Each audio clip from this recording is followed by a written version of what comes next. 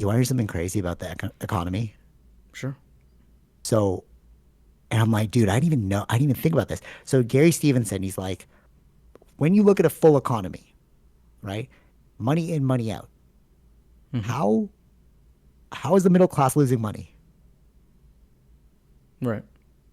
Yeah. Like it should level itself out because there's money in, money out. The reason Hmm. why it's losing, the reason why the middle class is losing its money is because there's wealth hoarders. Hmm. Okay. And what he was saying is they're natural. If you have $1 billion in the bank, you're making $1 million in passive income. Hmm. Okay. And the reason why the rich are just getting richer and the middle class getting squeezed out and the poor are getting poorer is because they've set up the system in a way where you can just make passive income on everything we own. And Hmm. that's literally happening now. The rich literally own all the skyscrapers. They own houses that people rent, like mortgages.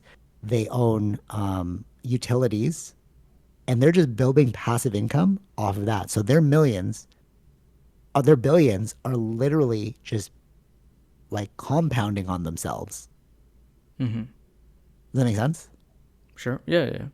So what he's saying is if they're making natural compound interest of 5% a year, we should tax them at 2 to 3% so that at least they're still profiting. You still get 2%, but you can take the 2 to 3% and spread it out to Hmm. alleviate costs. Hmm. And that's his whole platform. And that's why he's like running again. Like he's like making waves again. He's like, he's literally trying to like create a political campaign right now of like just tax the rich, which is what Bernie Sanders said. But it's like people don't understand. He's like, I'm not trying to tax millionaires. Like people who make lots, like people who are rich, like, Hmm. okay, keep your money. It's the people that are worth $700 billion, a billion, almost a trillion. It's like, why do you need all that money, bro? Hmm. It's destabilizing our economies, right? Right. What do you think about that? Taxing the rich. Yeah. The, Sure. not the wealth hoarders, the wealth hoarders. Right. Not the rich. The rich can keep their millions. It doesn't affect them. Hmm. He's like, if you're making naturally 5%, Yeah. Yeah. Yeah. just take No. two to No. three, bro. I get it. I totally get it. The problem is it's based on taxing on the income. They don't take out the money uh, from the stock or whatever, right? That they own. You can't tax them on anything. Right. And he's like, you need to change legislation that way. And that's what he's Hmm. moving towards. And one thing that he was saying as well was like, Well, he can only do it in the UK. He's a UK guy, right? no, of course. Yeah. But you know what's crazy? So he was saying that the prime minister of the UK, his net worth is 700 billion, million, not B, $700 million. Right. And the host that he was on was like, what? I didn't know that's too much money. He's like, yeah, it's not from being a political person. Like you only make like 50K or something being a politician. He's like, he was married, he married into a rich family. And he's like, do you think that, Uh, Wait, which prime minister? I don't know, Google it. I don't know. Because I know the Indian guy was the rich one. I don't know about this current one. Oh, I don't know. But yeah, he What's was saying, okay? yeah, What did you call it? when you're Net worth? Net worth? net worth. Yeah. Okay. Anyway, so while you're looking that up, he was saying Hmm. like, would you be incentivized to, if you have that much money and you were married into that family, would you be incentivized to help the working class or your father-in-law? And I was like, that's a good point. Hmm. I think this guy is. Hold on. Keir Starmer is the current one. So I think Okay. he's talking about the Rishi Sunak person. Okay. How much? Between seven estimated net worth ranging between 7 million and 15 million. It's not even that. Well, that's actually, I mean, even 1 million is a lot. I don't know where he got that. You were just saying on the podcast, or maybe he's talking about a I different prime. I'm not I sure. think he's talking about Like, Rishi Sunak. okay. So, anyway, so yeah, if you, this is the real inequality. We're all like fighting about inequality and like money, and you're like, oh, you're a doctor, you make so much money. It's like, no, it's really about the uber wealthy, the Mm. people that have like like you don't even need to do anything at that point. If you Mm-hmm. have like $1 million in the bank in investments, you can just like live comfortably. Yeah. You know what I mean? Like you just live off the interest. So he's like, but if you have $100 million, like you're making so much off the interest, it's like you don't even know how to spend it, bro. You're making $1 million a week. It's like what?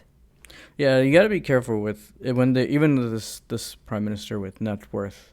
If it's like a house Okay. is worth 5 million, that's considered net worth. Net worth, No, no, of course, of course. Yeah, right? that's what he's saying. That's what he's saying. Tax it on fixed assets.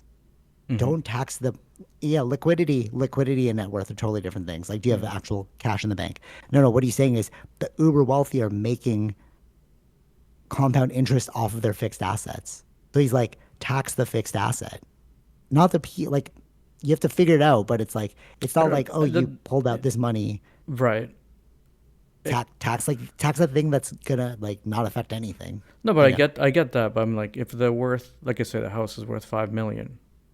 Mm, You, it's gonna compound over time. You can only tax it when you sell the house, right? totally, totally. So you have to figure out what's the tax, like what is the tax, what are the legalities we need to put in place to redistribute this crazy amount of wealth that will never run out. Mm-hmm. It's impossible for you to run out of money. And that's what he's saying. It's like if you have the whole economy and you're like it naturally stabilizes over time like what comes in you can't go past that economy, right? But the reason why you have a squeezing out is because the uber wealthy are like taking more of that pie and leaving less for the regular person. Mm-hmm. And one thing that he's saying is like it's confusing to the boomers because they're seeing their house price rise, right? They're like, "Oh, I bought this for 200K, now it's worth a million." Yeah. So to the boomer, they're like, "Oh, I made money. That's great." Right? But he's like, "It's not about you, it's about your kids and your kids' kids because who are they going to compete with? The uber wealthy who can afford those multi-million dollar homes, Mm-hmm. whereas your kid will be like, "Oh, I'm struggling to pay for this multi-million dollar home." So it's not about you, it's about your future. Mm-hmm. And I was like, oh, that's actually super, that actually makes total sense. And he's like, just look at places like Brazil, um, India. You can see the clear divide between rich and poor.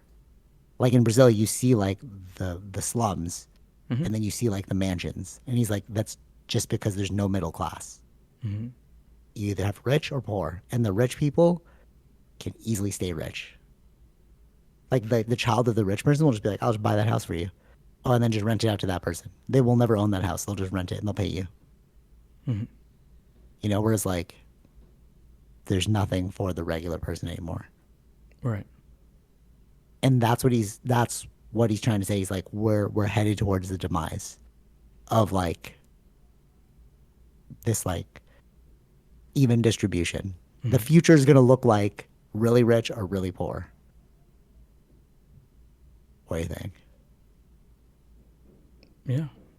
If it's not It controlled, makes total sense, sure. right? That's why he's like campaigning. He's like, let's just control it, guys. Mm-hmm. You know. So what he's hoping is he creates a movement. That movement gets like eyes on it, and then people will vote for that movement. He's Mm-hmm. like, it just comes down to voting, like you Yeah. said, Yeah. Right. right? Yeah. Yeah. Makes total sense.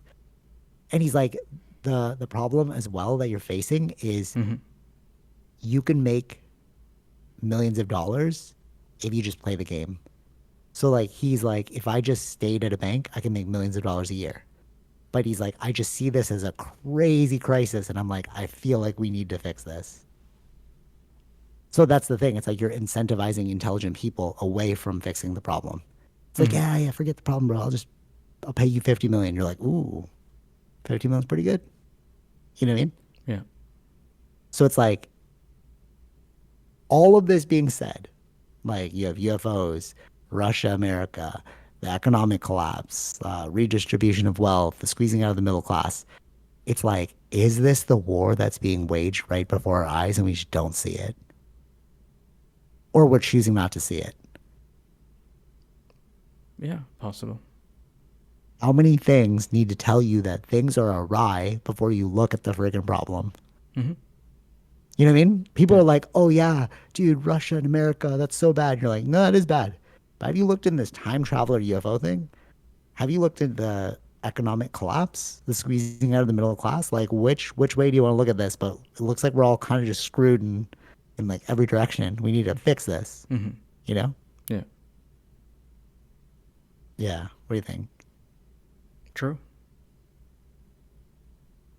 But that's Sad? we gotta. I mean, the people have to get educated.